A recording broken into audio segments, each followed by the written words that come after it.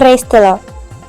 இன்றைய வேதாகம வசனம் எபிரேயர் 11 அதிகாரம் 6 விசுவாசம் இல்லாமல் தேவனை பிரியப்படுத்துவது அசாத்தியம்.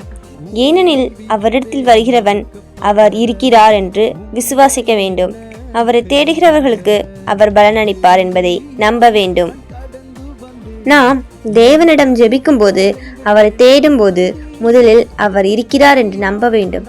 அது மட்டுமல்ல, அவரை உண்மையாய் தேடுகிறவர்களை அவர் ஒருபோதும் ஏமாற்ற மாட்டார். அவர்களை ஆசீர்வதித்து வழிநடத்தி பலனளிப்பார். இன்று உங்கள் ஜெபத்திற்கு பதில் வரவில்லை என்று தோன்றலாம்.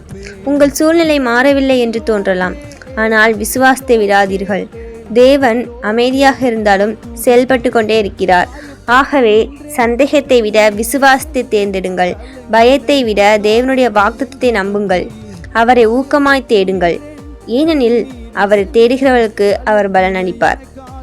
தேவன் உங்களை ஆசீர்வதிப்பாராக. ஆமென். என்ன கைவிடல, உம்மை நம்பி வந்தேன், நான் வெட்கப்படல.